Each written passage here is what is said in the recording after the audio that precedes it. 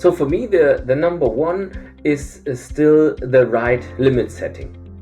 So this is the kind of outline what we see. This health-based exposure limit calculation was starting even before the Annex 15 in Europe was out.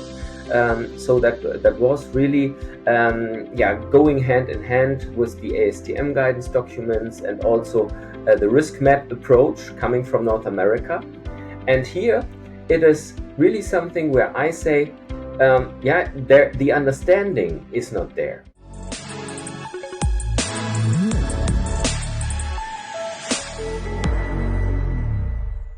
Can you give us a bit of insights into how did you end up joining Ecolab? What are the different journeys that you have taken so far? Yeah, no, I was first of all starting to go to work as a chemical worker. So when I was young, I was thinking I want to be a chef in the kitchen, but my sister was working in the restaurant as a servant, and then I was seeing she's 2 years older than me, and I was seeing all the time the chefs have to work at weekends. I was thinking there must be something different where you mix things together. This is how I ended up in chemistry.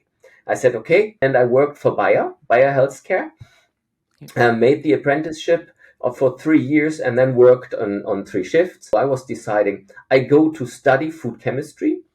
And then as I'm now a graduated food chemist, and I applied for a job in Ecolab. They were asking, oh, you can analyze like penicillin in meats, these kind of things. So how about analysis of the residues of cleaning agents in rinse waters and so on? And I said, yeah, that should be not often a hard topic. It should be easier than compared to this kind of metrics of milk or these kind of juices and so on.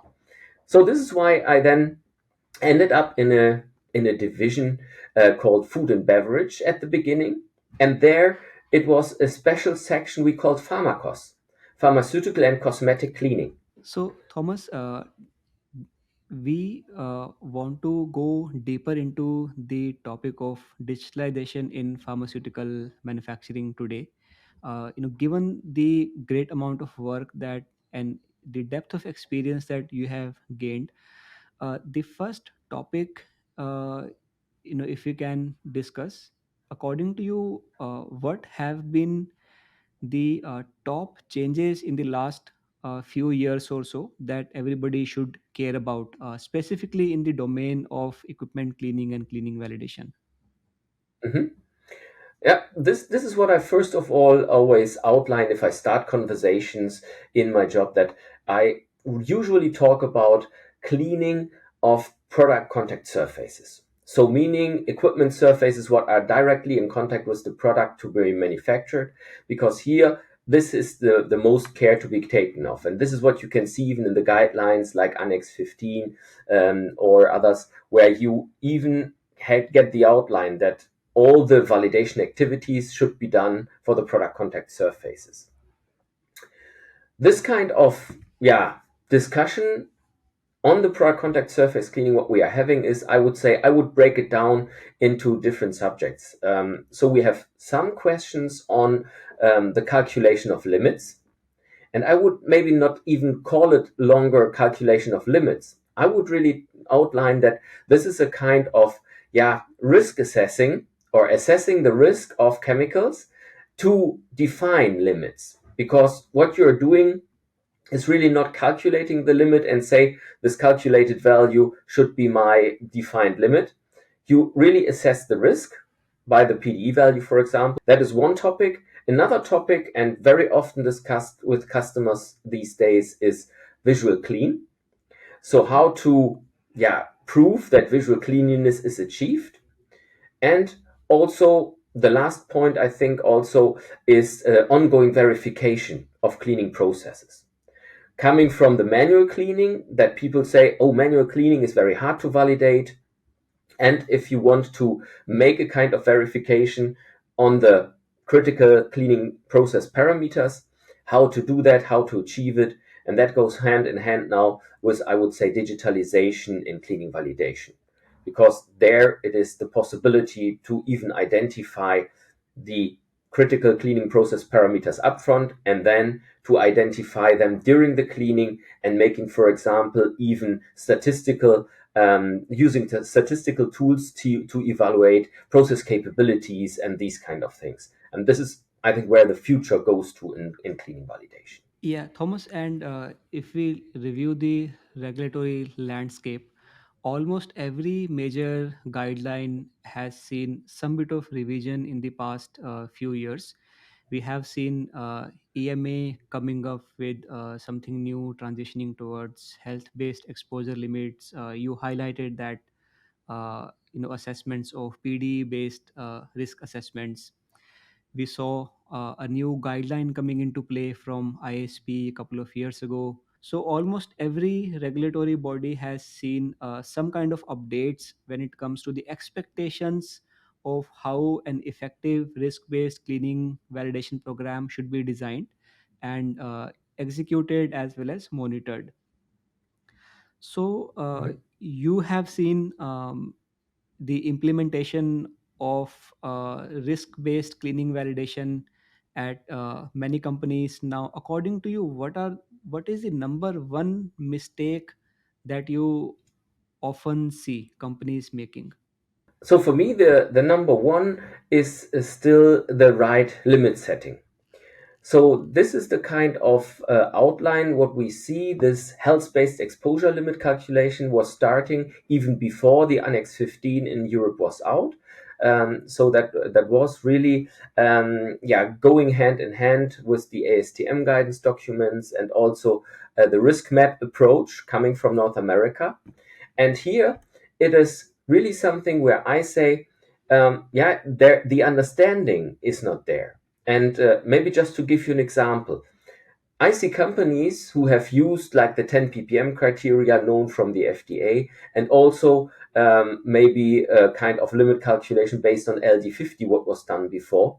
And then they said, oh, I have a strict calculation model, and then I get a number, and this number is my limit.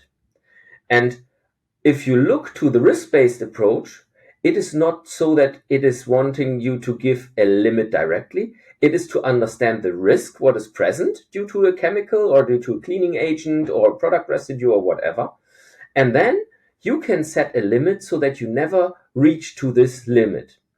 So just as an example, if somebody outlines that 20 milligrams on a reactor would be acceptable as a acceptable daily exposure, or maximum safe carryover, as I would call it more, MSC, because that is also from the nomenclature a little bit different now. MSC is used very often now to say it's a maximum safe carryover because I use health-based exposure limits.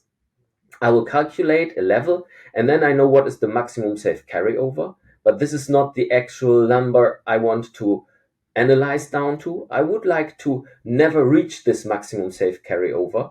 So I would not go for the 20 milligrams as a limit. I would maybe take 5 milligrams or 10 or 15, depending on how robust the process is, to then say, if I have my cleaning under control, I get down to this level of 5, 10, or 15, and I will never reach 20. So this is the important thing to understand. I will identify a health-based exposure limit. This is somewhere at the borderline. And if I'm above that limit, something can happen. So there will be maybe an effect to the patients. And this is what I really do not want to happen. So this is why my limit should not be at the health-based exposure limit. It should be below that so that I get a chance to act on things. So if I see, oh, I usually have 5 milligrams, and now my ongoing verification shows me the TOC is going up, for example, and now I'm at 8 or 10. I say, I have to do something.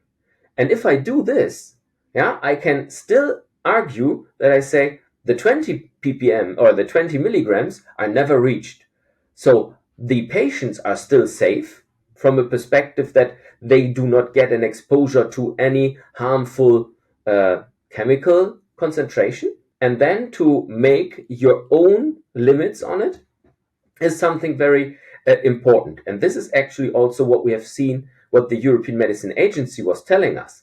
They say if you calculate a health-based exposure limit and it's much higher than the historical limits you had, then you should go down to use the historical limits as a warning level.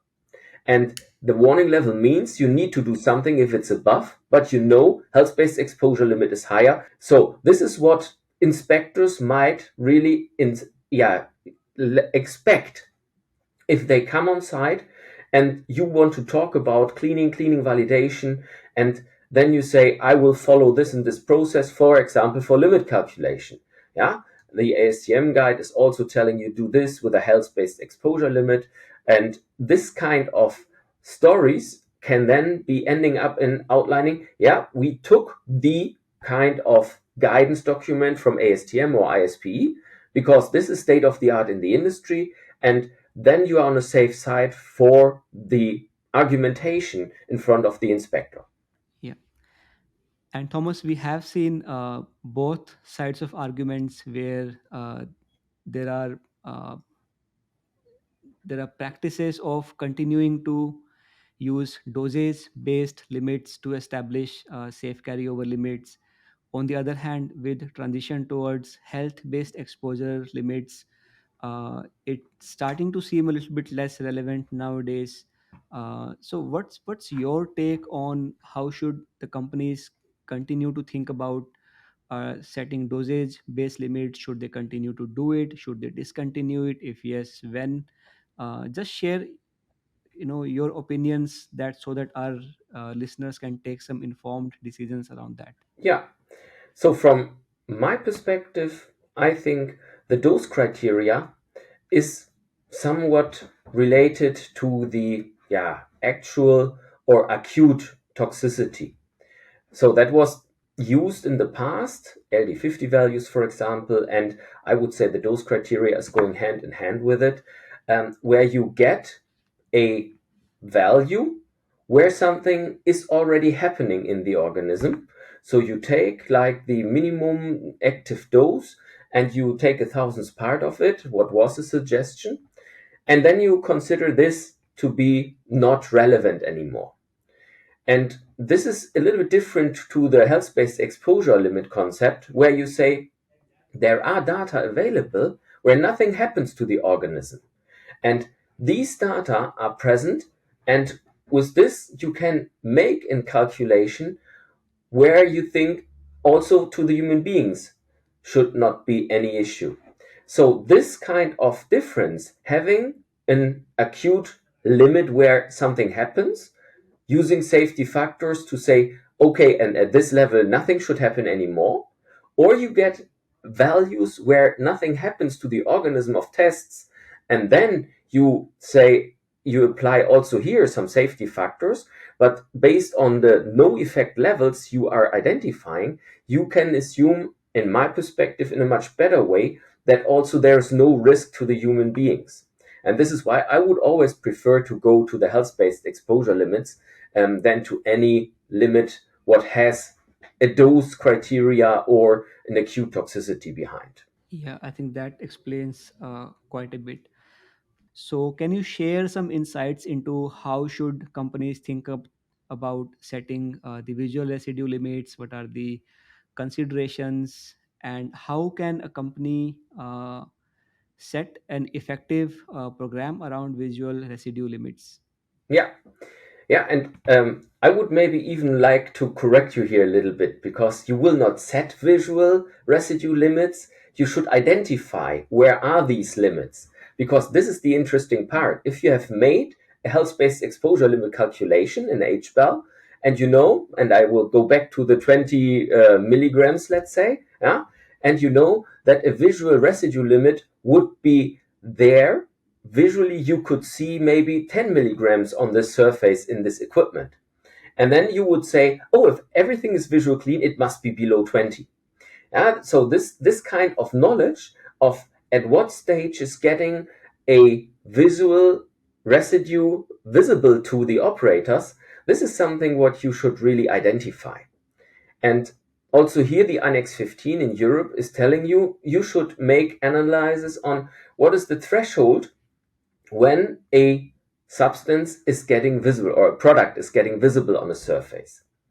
And I've worked together with a few companies already to make these kind of trainings on setting visual residue test limits. So to apply products onto surfaces and to get then down to a level where you say, yeah, at what level is the operator really getting, oh, there is something on the surface. And from my perspective, it's not only about the product residues, it is also about the residues of, for example, the detergents, what are used. And the big knowledge you can gain with it is during the training, the operators can get the experience. How does the residue of the product look like? And it could be in pharmaceutical, like OSD production, oral solid dosage manufacturing. People are introducing tools like UV lights just to get down to lower levels or to get more clarity on if certain substances, what are fluorescing, are still in the system. And I think there are also some good guidances. So we made with the PMTC, the Pharmaceutical Manufacturing Technology Center in Ireland, has a I would say guidance document also published this year to really make a kind of overview how to do these studies. And that was a nice contribution by even the pharmaceutical company, how they do these trainings for their operators. And I think also we were talking about the question and answer documents of the European Medicine Agency.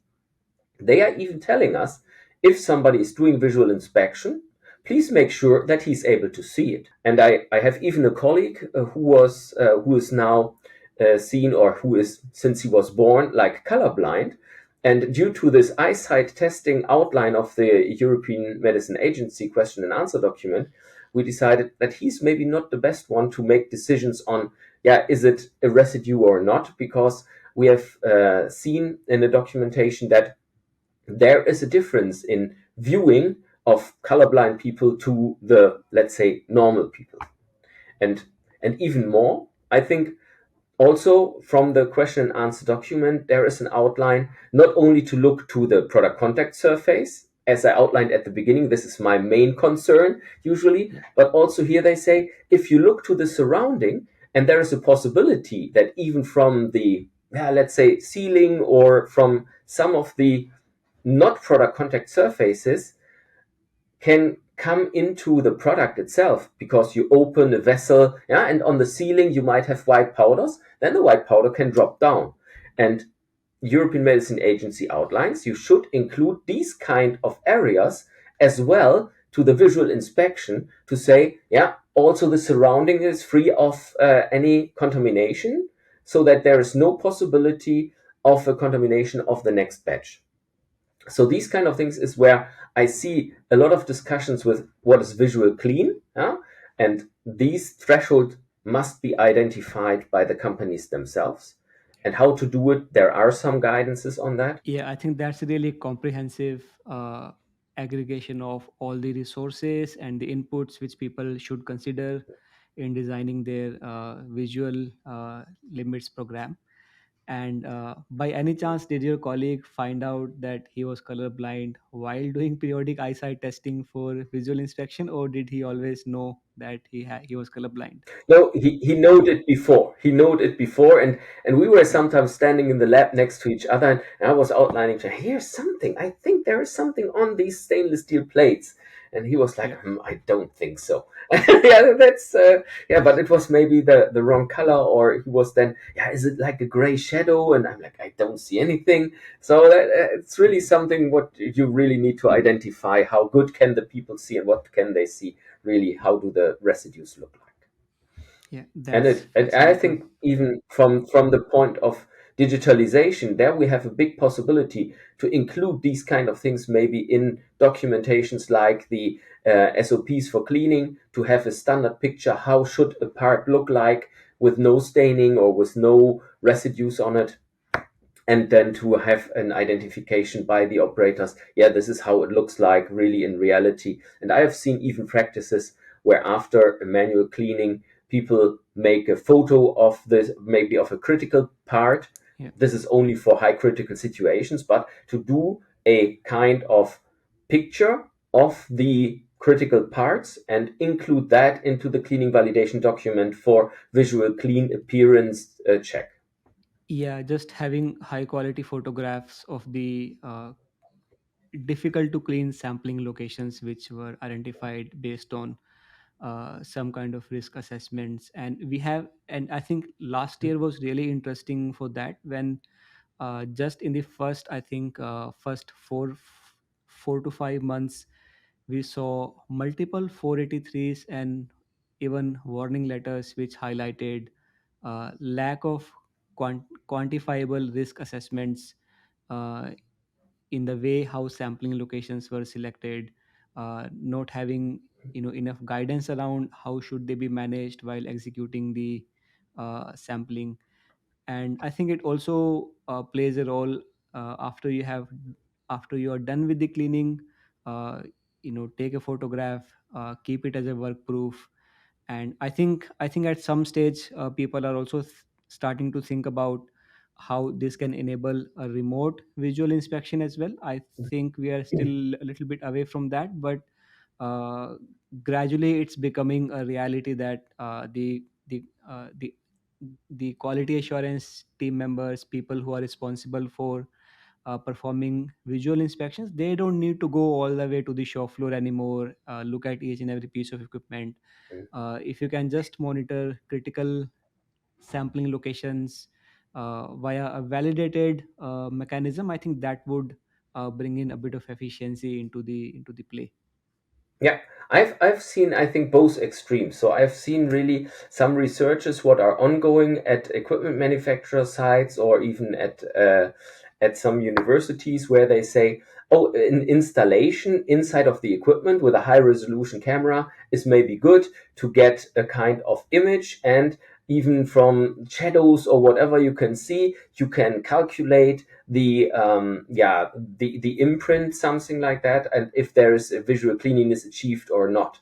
That is the one extreme. I have also seen other extremes where I was on a site in east of Europe, where the people tell me, and they are processing blood plasma, and they were outlining to us, if we would have to make this kind of photograph of these kind of high relevant surfaces, we would not be able to do it because we have only one digital tool, one iPad for the whole shift. And this is maybe used to make a kind of standard solution at the first beginning, and it will not be used for cleaning validation at these stages. And if I see this kind of differences in approach, I think we have still a long way to go to bring all up to the same level. But yeah, this is really to understand also, I would say, by the regulatory inspectors, that the sites are really having differences. And sometimes it is true that there is not such a high risk associated, that you have maybe not a multiple product site, that you have only dedicated equipments and these kind of things, where you do not need to emphasize that you need all these kind of digital tools. But there are situations where you have a lot of products in contact with a surface in a reactor, for example, or in a mixer, in a coater, in a, you name it. Then it is maybe really true that these kind of inspections should be done in a more reproducible way, I would call it. Yeah, that makes a ton of sense. Let's discuss about the third key topic which you highlighted. And I can see that in your background as well, you have a few lines. Do you want us to become familiar with what you have in your background? Yeah, yeah. So I'm changing that from time to time, my background, and I was thinking at the beginning of the year, what is maybe a good thing to bring to the attention of everybody who is in contact with me or calling me also, and I think this ongoing process verification, what is also coming from the Annex 15 in Europe, is something what is in the Annex 15 only meant for the production process at the moment. But I think in the future, it will much more go into the direction of having an ongoing process, and maybe not only verification, it's more to use the process analytical technologies, that you are getting the knowledge of, first of all, what is the critical cleaning process parameter. So is it the temperature driving my cleaning? Is it the time for the contact with the detergent? Is it maybe the mechanical action, so the flow in the lines? What can realize my effective cleaning? And if you know that you control this, and you do not control it, I would say you monitor it. And a lot of sites where I have been are already doing these kind of things. So they are having installations, for example, to make a flow rate in the line, or to have a pressure control at the spray balls, spray devices, so rotary jets or whatever. But they only control it in a way that during the cleaning, the operator will have a look and then maybe note it down in a logbook, and that's it.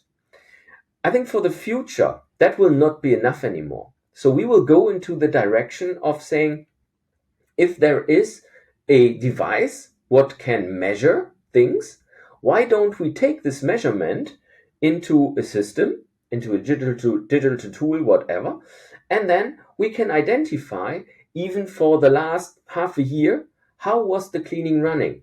And just to take the example, the pressure and flow is maybe very important for the cleaning of very hard to clean residues because they are stuck onto the surface. Yeah, then you can see, oh yeah, the impact was always the same. The mechanical impact of the cleaning was for the last half year always the same. Or you might see, oh, there is a decrease now in the concentration, or in the flow rate. Then you might have a loose spray ball or something like that, so that you are able to identify these trends in the future, more to have the freedom to operate for a longer time as you do it today. And I still see today that a lot of pharmaceutical customers, at least here in Europe, are seeing cleaning still as a black box. So they say, oh yeah, if I change something on the cleaning, I need to make a revalidation because I do not know how this will end up in the end product. And exactly, if you do this ongoing tracking of these parameters, you know exactly how good and constant they are delivered. And even if they are a little bit of fluctuation, yeah, you can even see if the flow rate is maybe somewhat lower than it is usually, but there is no critical observation so far. Then you can see, oh yeah, my product was still meeting the product specifications, and even there is no way of thinking that it lead to a critical effect. So then you might have the knowledge also, oh yeah, my upper and lower limit can be this and this due to the statistical control of the parameters you are using. And if then there is a decision to be made, if this is critical or not, you have even data to go back to and say, based on these kind of information, I can see this as serious, or I can see this as, yeah, it's irrelevant. We can go on like we do today. But at the moment, if you just see the cleaning as a black box, you do not have this possibility. This is why I think that Yeah. the ongoing verification or control of the processes is really a a thing for the future, I would call it. And we have a lot of systems where the possibilities are. And I often get questions from our customers. Do you know if we can use this equipment together with a digital tool? And then I always have to come back to people like you, Vivek, to ask, is this possible? Because I have no idea what systems are talking to each other. And maybe you can outline that a little bit, what systems speak to each other or not. Yeah, in fact, I had a pretty lengthy conversation with one of my colleagues working at a pharma company. Uh, I think last year in November, a couple of months ago. So, interestingly, what they are doing, they actually already have a really good verification program in place. So, what they are doing, they are tracking all of their critical process parameters with respect to the cleaning process. And based on the trends, they have established cleaning process capability scores. Now, there are multiple ways to analyze the effectiveness of the cleaning process. So, you can analyze a cleaning process with respect to a given product, with respect to a given equipment, with respect to a given cleaning process. So there are multiple ways to analyze the physical nature of how effective a cleaning process can be. So that really takes care of the you can say the effectiveness of just the cleaning process. But now if we want to apply a risk based approach, we need to also think about the severity of harm, and as well as the detectability of the issues that can crop up. So the probability gets taken care of by looking at the process capability scores essentially. So what they are doing, they are correlating the process capability data with the toxicity score of the next product that they are going to manufacture. So essentially just looking at the AD/PD value, converting this into a log based risk score, which highlights that if the API or the material is has low AD, then it's high risk. If it has higher AD, then it is lower risk. I think we have a risk scale pretty well Mhm. highlighted in one of the EMA documents, as well as a couple of other documents as well. So just Mhm. analyzing the severity and the probability as well as the detectability elements, they have put together a pretty robust verification routine monitoring calendar as such, where the higher risk products, they have to be evaluated for residue at every changeover. And this is exactly what Mhm. the EMA Q&A documents also highlights. I think this came out in 2018 or 2019. um, so while you do that for the high risk molecules, for medium risk and lower risk, now you have suddenly figured out a way to reduce the sampling at the changeover. So you either do, let's say, once every 6 months for medium risk products, or once every year, or even once every couple of years for some of the lower risk products where the cleaning process is really effective, the severity of the AD is not very high, and our methods, the LOD and the LOQ of our method is also pretty reasonable with a good margin of safety. So essentially putting together a risk based program which reduces the need of sampling at every changeover. And by doing implementing this program, they were able to cut down the number of samples that they were collecting to less, by a factor of 80%. So if they were Mhm. collecting 5 samples earlier, they are collecting only one. And most of the Okay. times they are conducting visual inspections now, and which means a lot of efficiency in terms of just releasing the Mhm. line faster, making better use of equipment. So equipment utilization also gets impacted by doing such simple work. All we have to do is just track the cleaning process parameters, give it a score, correlate it with the toxicity data which is already available. It's a pretty simple stream of work which I am seeing at least companies implementing more and more, not purely because it is a regulatory expectation, which it is, we know it is because of the EMA document which came out, but it Mhm. also helps you, make more product, make more batches within the same capacity, and the impact can actually be quite significant. So I'm pretty glad, Thomas, that you highlighted the ongoing process verification as one of Mhm. your top three pillars, and decided to keep it in your background, and No, hopefully a and lot many more people will come to know more about this.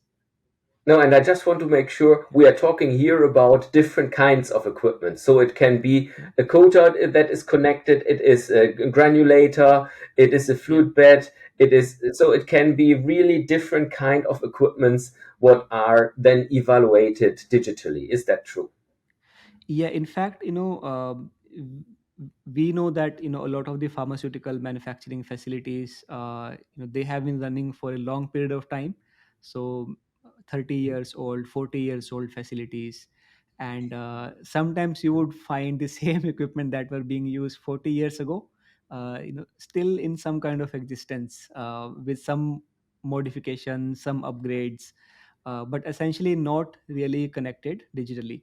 So I'll take an example of one of the facilities which is US FDA approved, one of the top notch facilities.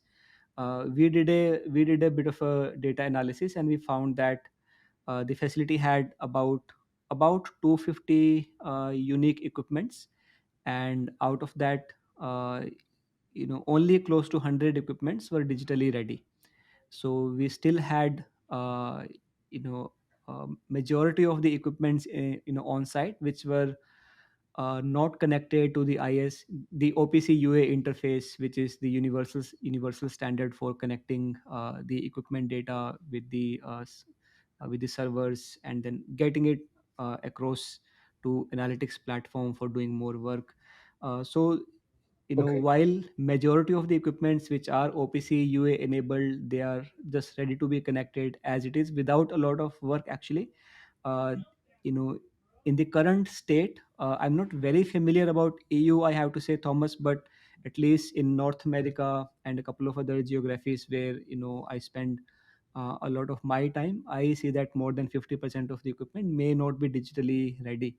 And that has been the biggest bottleneck, in my opinion, the biggest blocker in my experience towards Hmm. digitalization, to even something like batch manufacturing, batch execution, batch records, and doing CPV on the process thereafter.